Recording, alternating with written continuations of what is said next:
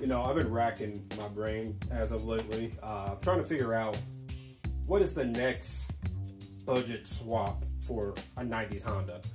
It's at the point where a B series swap is almost more expensive than just doing a K series swap. You cannot find like a good swap nowadays for, let's say, under $2,000, and that's including like engine and transmission. Just a 1.8 like B18, B1 in my area, at least. I'm in the Midwest. A good running one will run you almost $1,000, and if it's a good, clean, low mile one, you'll probably be over $1,000. And then a B series, just like LS transmission, the cases are going for absurd amounts. You can't even find like just a bare case for like less than 500 bucks, let alone an entire operable transmission. Well, I was in here thinking, I'm like, why does no one give this series of engine any love? All right, I mean, I know there's a few guys out there that, you know, they do, but compared to the B, the D, the K, we'll even toss the H in there. The F series, unless it's a dual overhead cam or the one that came out, the S2000, gets absolutely no love. I always wondered why. I had never been inside one of these engines. The power per dollar that you get from a 2.3 single overhead cam, that is massive. 2.3 liter engine. I'd say it's about time we all start looking at these engines a little bit better. This one came out of that EG sedan that I had on the channel for a little bit, that I tossed the turbo kit on just to get the crap out of my garage. And this was supposed to be a good engine whenever we bought the car. However, it wasn't. They said it was having clutch alignment issues. This thing stuck like Chuck, like C-stub. It does not move, and I pretty much know why it doesn't, but you guys are going to come with me and I'm going to show you why it doesn't. But also, while we're doing that, I just want to know what's going on inside of one of these. If I had to take a good guess, it's going to be kind of a hybrid mix between a D series and probably like just a H22. I don't know, but we're about to find out. So, to give you a little bit of background. F23A1, 98 to 2002 Accord, I believe. 2.3, like I said, single overhead cam VTEC. Fun fact, actually, this engine right here, as long as it was mated to an automatic transmission in California, the first gasoline engine to ever go ultra low emissions vehicle. Like, this is the first one that got that stamp, which I thought was wild. I was like, wow, really? Okay. Hell yeah, Honda. All right, so I got Ashley Jr. here. He's going to help me with this. I mean, first things first, we're going to tear into it. Start by taking off the valve cover. Looks like it's 1, 2, 3, 4, 5. Yeah, no, 6 10mm bolts. Just knock it out real quick. So just 1, 2, 3, 4, 5. I'm tripping. There's 5. Okay. I'll put there's some of these right here. Pop it on there. Make sure it's flush.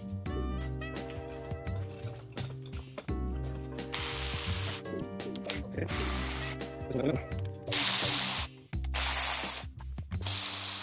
All right, let's see what's behind door number 1. Also take the PVC off, or PCV, whatever the hell it is. All right, let's see here. Hold on to that book. Thank you.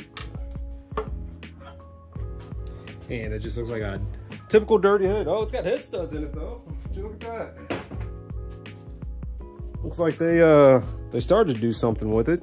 That's surprising. So look right down in here. Yep, ARP head studs. This engine was originally supposed to be boosted. It had the turbo manifold on it when we got it, but obviously it just didn't work. So I'm gonna go ahead and we're just gonna time lapse this. We're gonna pull the intake manifold off and just anything associated with the head. Then we're gonna move over to the side where the timing is. And then after that, we'll start disassembling the head.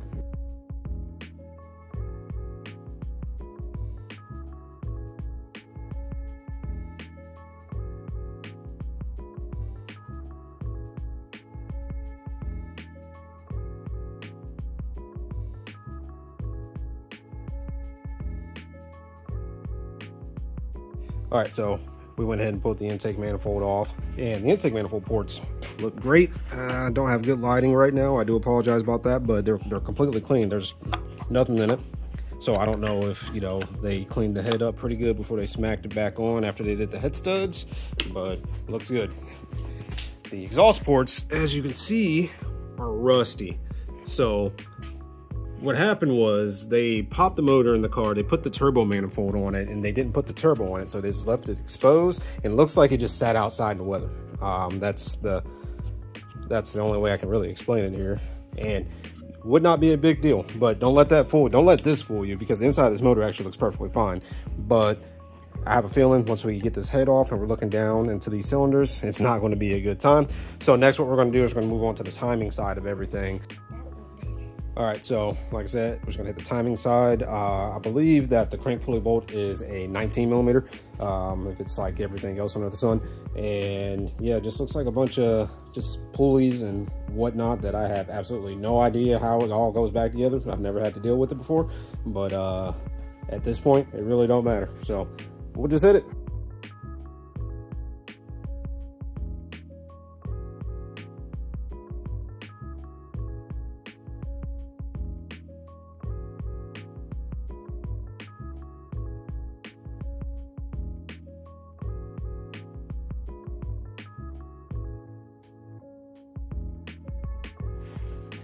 All right, so we just pulled the tensioner off here, and I can't, it's locked. I can't get it to spin, like, at all. So I don't know how that happened. And maybe this was the reason for this engine not turning over. So what I'm gonna do actually is I'm gonna shove the 19 back into the crank and see if I can get the bottom end to spin, but that thing's stuck like chuck. Here, try to turn that. Maybe we use junior strength here. Anything? Do it in front of the camera, dude. It's kind of slippery. Go back and forth with it. You feel how it's trying to wiggle, but it won't. It slid off a little bit for me. You don't need it sliding off. You need the pulley to turn. But that's what that is just a bad pulley. It's bad. Ain't no fixing that. So. It's trash now. Smack this back on. Is that the motor? Nah, that's still stuck.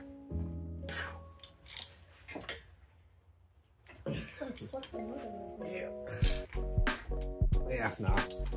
She gone. No saving that one. So at this point, I guess what we can start doing is working on just removing the cylinder head.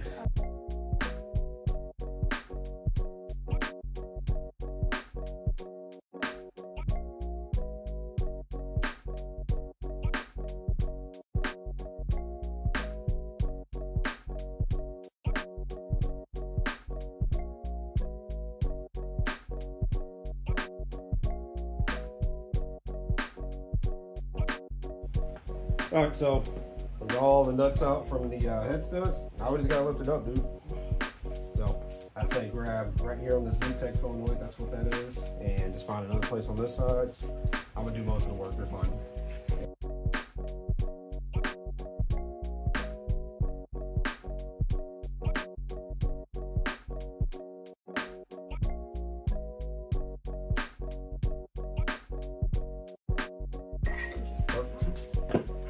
That ain't no good. If the inside isn't. That's why it's seized up. That's why the motor won't spin. All right, now the head's off. Like I said, look at that. Just rust everywhere. Water's in. Mind you, this has been sitting in the garage since I pulled it out of the car. I mean, and and it didn't have plugs in it actually, and it's still holding water. So I can only imagine how high this actually was prior to it being pulled out the car. But this is no bueno. This engine is trash. Disgusting. Disgusting. What is that? Disgusting. Disgusting. So, I mean, looking at everything else though, it looks like any other Honda engine block. I mean, the cylinder walls don't look too bad in terms of thickness. This one has a little bit of a gouge right here. I don't know if you guys can see that. It looks like maybe they were running water at one point in time or something. I don't know. But maybe it started eating into the jacket. That's what it looks like. That's no good. This one looks just nasty. Also, look at this fanciness. That's peak laziness if I've ever seen it. Little guy wants to show you guys me dumping the water out of the cylinders. Yeah. A little bit of oil and in there apparently. Yeah, you too. All right.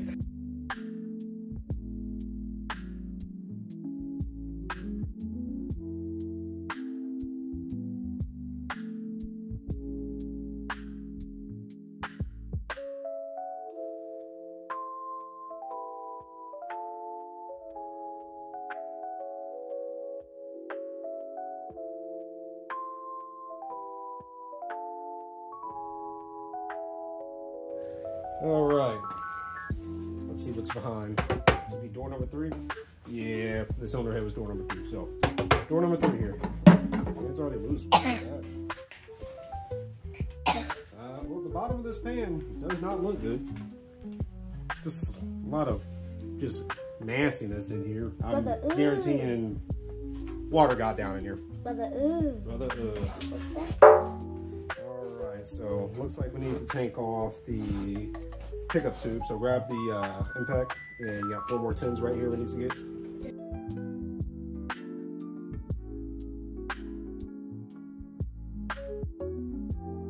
Well, apparently these have, I guess this is considered a girdle. I'm not sure. Like I said, I'm not familiar with the insides of these engines, so you know, correct me if I'm wrong here. But it literally looks kind of like an old variant of a K series in here. I mean, it's got the 12-point connecting rod bolts, just like a K series would. Wow, there's a whole lot going on here. It looks like I can't pull this off without taking the main cap bolts out, so we're gonna rip all this out.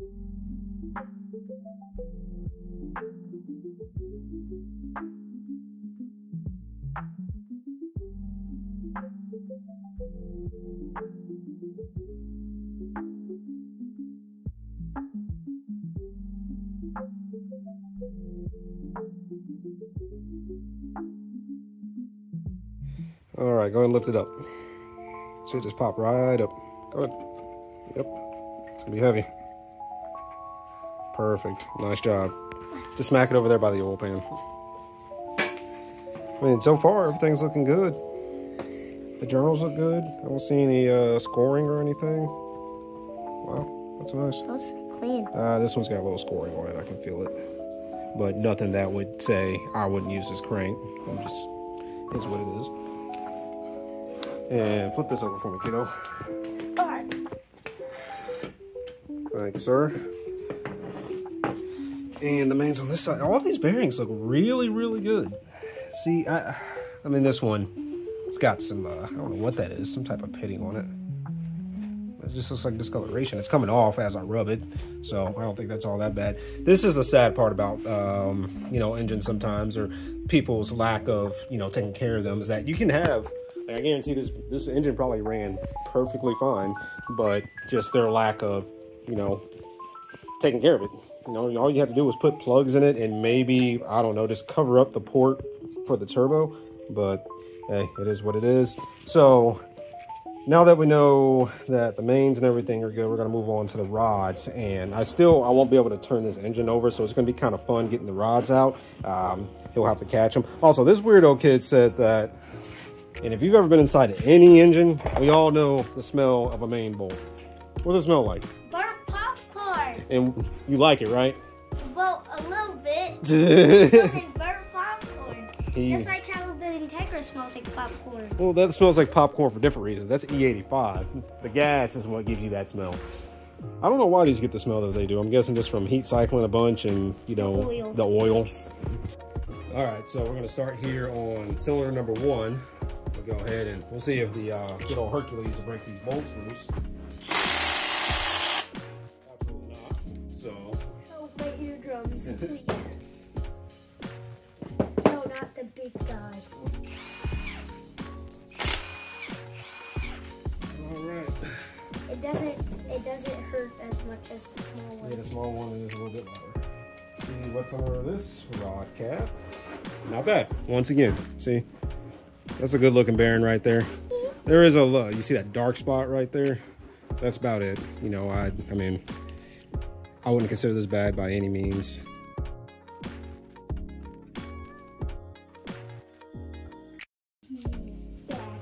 Big back. Let's get this All right. out of here. Look at that. She toast. Wrist pin, not too happy. These have floating wrist pins? Yo, that's awesome. The more you know. That's an easy piston swap right there. As you can see, there's a little groove. And then you can take a pick, pop that spring out, bloop, on both sides, and get that piston off. Bye. That's nice. That's nice. So, all right. So once again, another clean bearing. Just, I don't know if those are heat marks or what, but it also has one of these dark spots in it as well. Other than that, not bad at all. The journal looks good. All right, so similar to number 2, you know, not as bad as number 1, but still horrible. This wristband actually feels a lot better than the other one does, so that's good. See these piston rings. Just, if you're gonna store something, just take care of stuff, people. Just wrap it up at the least, something, I don't know.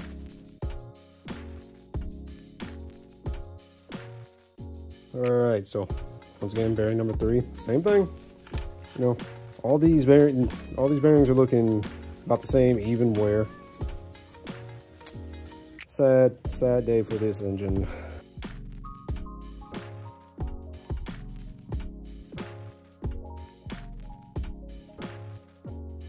All right, cylinder number 3. I said all about the same wear, seized rings. This one has a good wrist pin still.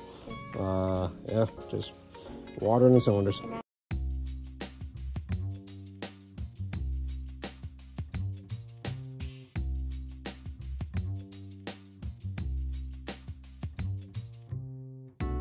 How's that bearing looking? Exactly, the bearing looks good. Look at my hand. Yep, his first time inside a motor. I had to catch the watering one. Yep, that's similar to number 4. All the bearings, all within, you know, the same wear style. Look to be wearing pretty evenly. So I would imagine, if I had to take a gander, I'd say this engine probably had somewhere in the ballpark of 180,000 miles, somewhere in there. Not bad at all prior to, you know, ignorant people doing ignorant things. So what I'm gonna do is knock this one out, and I think that should be good. I don't really care to pull the crank. I know the crank's good. It spins, it rotates, no problem. But I just wanted to see what the inside architecture of one of these engines look like. And after I get this one out, you know, we'll look that one over, and I'll give you guys my final thoughts on this F23A1.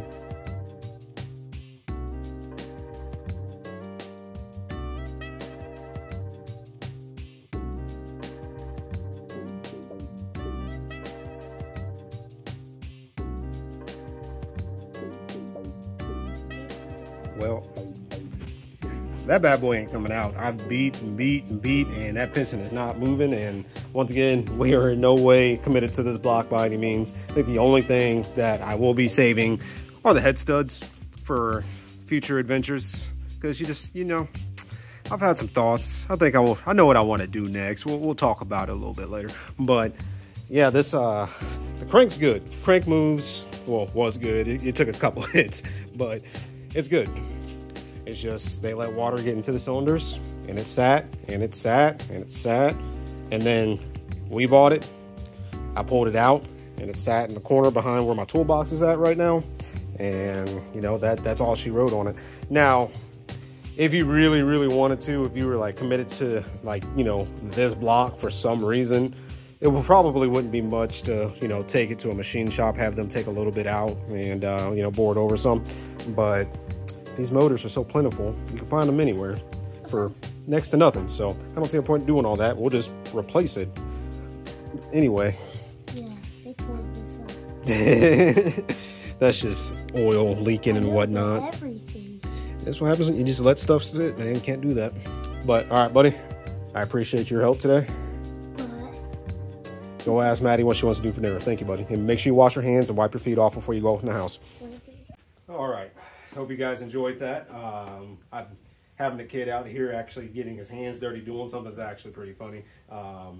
And hopefully, you know, if he's up for it, I'll include him in a lot more videos. The conclusion of the F23A1 is that I think for the money, this engine could be a problem, like 100%.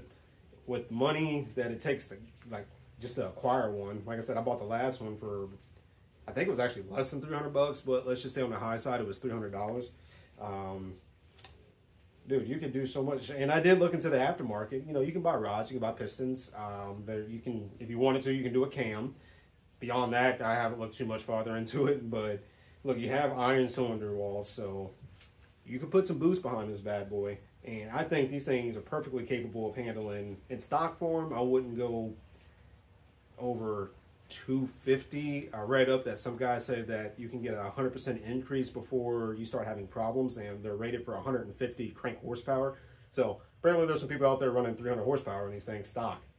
And that's what's up. But I think with simple rod, piston, head studs, eBay turbo kit, Hunter tuned injectors, a good fuel pump, I don't see why this thing couldn't be a reliable 300 horsepower street car. Maybe even turn it up some. I don't know what the, you know, these cylinder walls tend to crack at, because I just haven't seen too much about it. But if you can get these things up to 450, 500 horsepower before you have to start worrying about the actual physical block, I'd say it's on par with the B series. I mean, this F23 single overhead cam motor makes more horsepower than a B18 B1 or a B18A1 or a B20B or a B20Z.